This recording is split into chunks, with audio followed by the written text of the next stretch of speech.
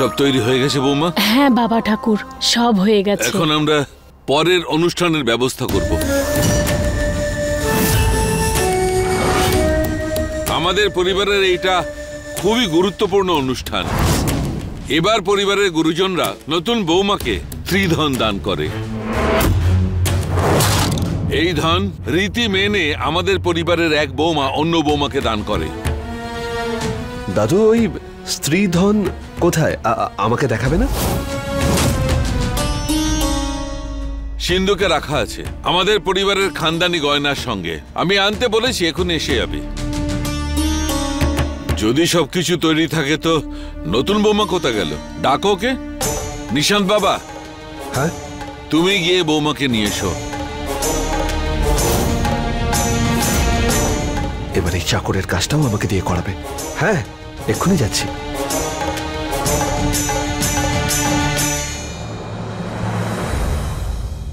গয়না ভরা একটা পুরো সিন্দুক ওই মেয়েটার জন্য? কখনোই নয়। এবার ওই সিন্দুক থেকে এমন সারপ্রাইজ পাবে যে চমকে উঠবে।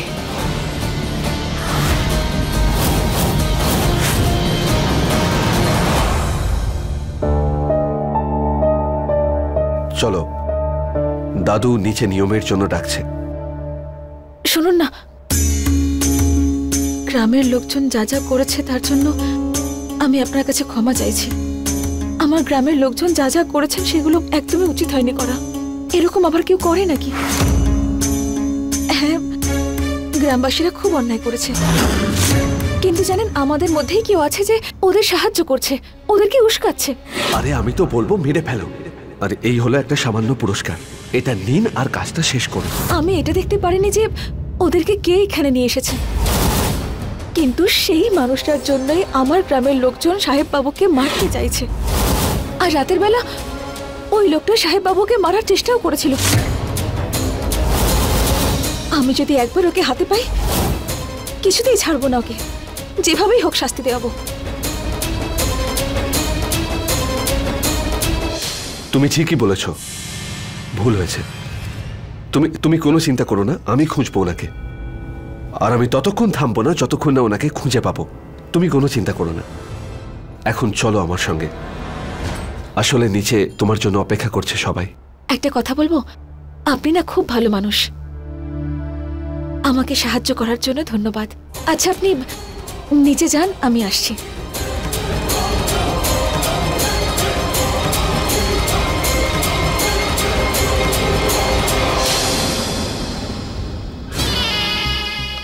এই কেউটার বিশ্বাস খুবই সহজেই জিতে নিলাম। তাছাড়া আমার দাদার কি সুন্দর ভাগ্য, একটা নয় দুটো বউ পেয়েছে সে। ন্যাকা। আর এর সুযোগটা আমি নেব। আসলে দাদু আবির দাদাকে এই বংশের শ্রেষ্ঠ মনে করে, এই বংশের প্রদীপ মনে করে।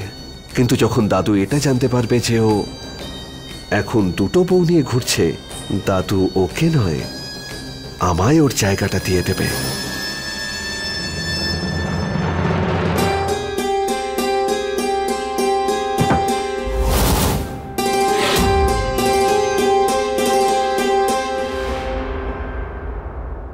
তুমি নিয়মটা করলে না ত্রিশালা? না, আমি মনে করলাম তুমি তো গৃহপ্রবেশ করেছিলে না, তাই আমার মনে হলো তুমি এটাও করবে। একটুও বাড়িয়ে বলছি না, আমি মন থেকে তোমায় আমার বৌদি ভাবি, তাই তোমায় এটা করতে হতো। আমি এখানে কোনো নাটক করতে চাই না নিশান্ত। তাতে দাদু চিন্তায় পড়ে যাবে না, আর আবিরও।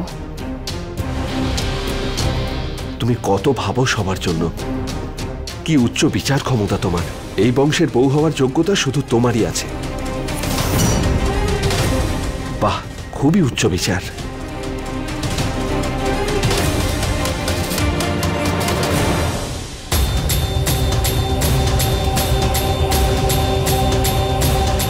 আমি খুব ভালো মতো বুঝতে পারছি তুমি এখন কি ভাবছো।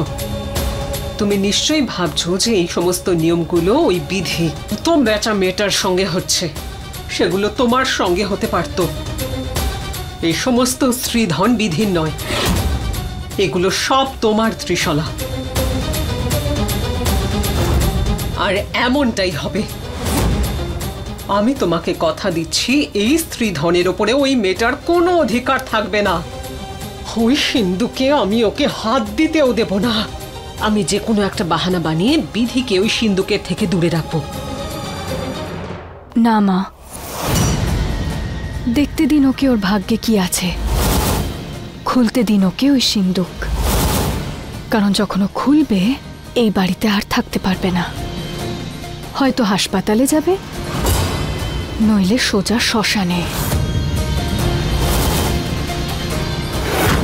এমন কি আছে ওই সিন্ধুকে, আমাকেও তো বলো। অনুষ্ঠান শুরু হতে দিন, আপনি নিজেই বুঝতে পারবেন।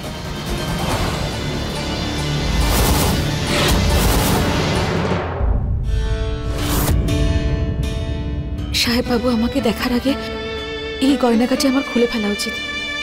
উনি আবার যেন এরকম মনে না করেন যে আমি গয়নাগাটি আর টাকার জন্য এসব করছি, আর আমি খুব লোভী।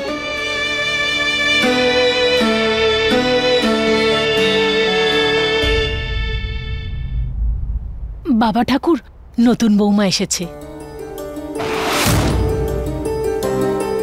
আবির বাবা কোথায়? ওকে তো বৌমার সঙ্গে বসতে হবে পাশে। ঠাকুরদা মশাই উনি বাইরে গিয়েছেন। বাইরে গেছে মানে? এই সমস্ত নিয়ম কানুনের মাঝখানে বাইরে গেল কেন? আমি এসে গেছি মা। একটা দরকারি কাজে বাইরে গেছিলাম, যাতে এই বাড়ির জন্য সব ভালো হয়। বেশ, ঠিক আছে, যাও তাড়াতাড়ি গিয়ে তৈরি হয়ে এসো, পরের অনুষ্ঠান করতে হবে। ঠিক আছে দাদু।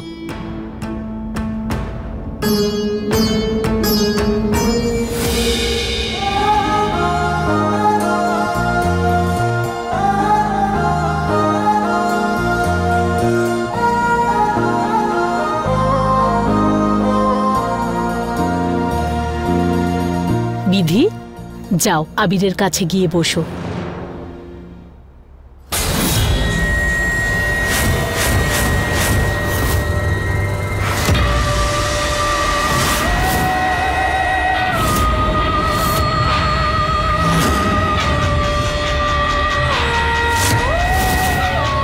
বিধি, দাঁড়িয়ে কেন গেলে? যাও গিয়ে বসো। এ আমার কি হচ্ছে?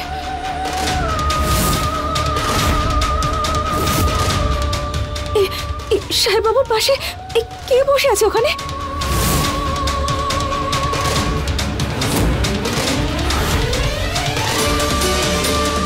ওখানে তো কেউ নেই। বিধি, কি হয়েছে তোমার? না, ওখানে সাহেব বাবুর পাশে কেউ একজন বসে আছে।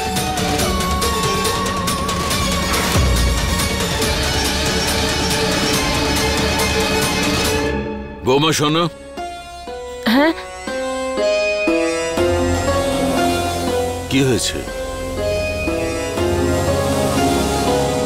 বাবা ঠাকুর, বিধি না জানি কি হয়েছে, আবিরের সামনে ও কাকে যেন বসা দেখছে।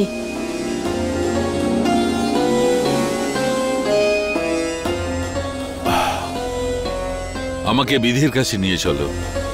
হ্যাঁ বাবা ঠাকুর, আসুন।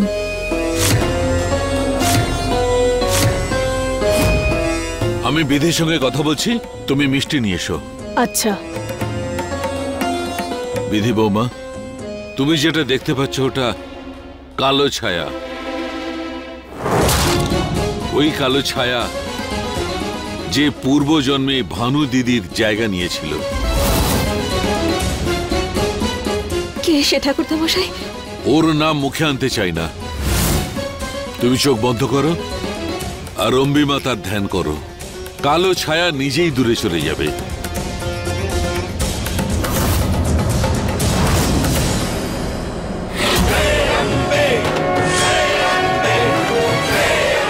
জয় মা জগদম্বা, জয় মা জগদম্বা, জয় মা জগদম্বা, জয় মা জগদম্বা, জয় মা জগদম্বা।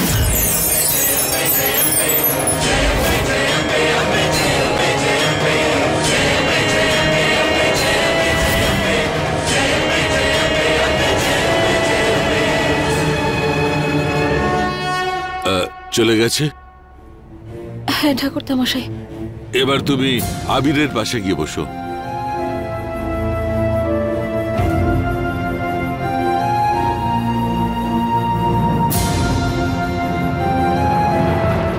ব্লাডটা টেস্টের জন্য পাঠিয়েছি সেই ভয়ে কি এখানে এসে বসছিল না নাকি? ভয় করছিল না? যারা মন থেকে সৎ হয় তারা কোনো কিছুতে ভয় পায় না।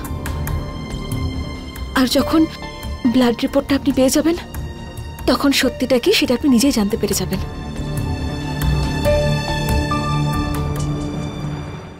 अपने पसंदीदा शो के फुल एपिसोड देखने के लिए अभी डाउनलोड करें दंगल प्ले ऐप।